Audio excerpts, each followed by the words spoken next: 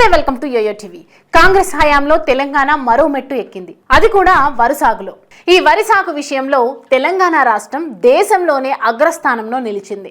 ముఖ్యంగా తెలంగాణ ప్రభుత్వం చేపట్టిన పలు రైతు సంక్షేమ కార్యక్రమాలు, నీటి ప్రాజెక్టుల అమలు తీరు వల్ల వరి సాగు, ధాన్యం ఉత్పత్తిలో పంజాబ్ను దాటి తెలంగాణ దేశంలోనే నెంబర్ 1 స్థానానికి చేరుకుంది. వర్షాకాలం సీజన్లో గతంలో ఎన్నడూ లేని విధంగా 66.77 లక్షల ఎకరాల విస్తీర్ణంలో వరి సాగు జరిగింది. అలాగే దిగుబడిలో ఏకంగా 153 లక్షల టన్నులతో రికార్డు నెలకొల్పింది.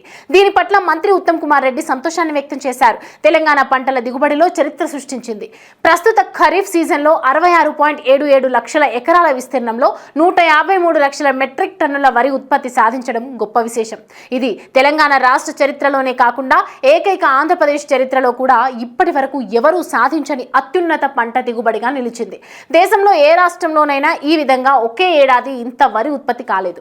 కాళేశ్వరం ప్రాజెక్టు బ్యారేజీలు ఈ ఖరీఫ్ సీజన్లో పనిచేయకపోయినా ఇంత మేర ఉత్పత్తి అయ్యిందంటే ఎంతో గర్వకారణం. తెలంగాణ రైతుల పట్టుదల, రైతు సంక్షేమ పథకాలు, వ్యవసాయ మరియు పునరుద్ధరణ ప్రయత్నాలు ఈ రికార్డు సాధించేలా చేశాయని ఉత్తమ్ కొనియాడారు. ఈ అరుదైన విజయం సాధించిన తెలంగాణ రైతులు, వ్యవసాయ శాఖ, నీటిపారుదల అధికారులందరికీ హృదయపూర్వక అభినందనలు. తెలంగాణ వ్యవసాయ రంగం దేశానికి ఆదర్శంగా నిలుస్తూ ప్రతిసారి కొత్త చరిత్ర సృష్టిస్తోంది అని ఉత్తమ్ పేర్కొన్నారు. ఇటు సీఎం రేవంత్ రెడ్డి సైతం ట్విట్టర్ వేదికగా రాష్ట్రంలో వరి దిగుబడిపై రైతులకు అభినందనలు తెలియజేశారు.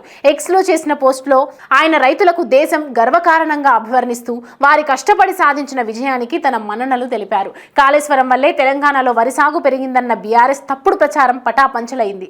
కాళేశ్వరంలో భాగమైన మేడిగడ్డ కుంగి నీటిని నిల్వ చేసే పరిస్థితి లేకపోయినా ఎన్డీఎఫ్ఏ సూచన మేరకు అన్నారం, సుందిళ్లలో నీటిని నిల్వ చేయకపోయినా కాళేశ్వరంతో సంబంధం లేకుండా తెలంగాణ ఆవిర్భావం తర్వాత తొలిసారి రికార్డు స్థాయిలో వరి ధాన్యం పండింది. ఇది తెలంగాణ రైతుల ఘనత, వారి శ్రమ, చెమట, కష్టం ఫలితం. తెలంగాణ రైతు దేశానికి గర్వకారణం. ఈ ఘనత సాధించిన ప్రతి రైతు సోదరుడికి హృదయపూర్వక అభినందనలు అంటూ సీఎం రేవంత్ రెడ్డి ఎక్స్ ద్వారా తెలిపారు.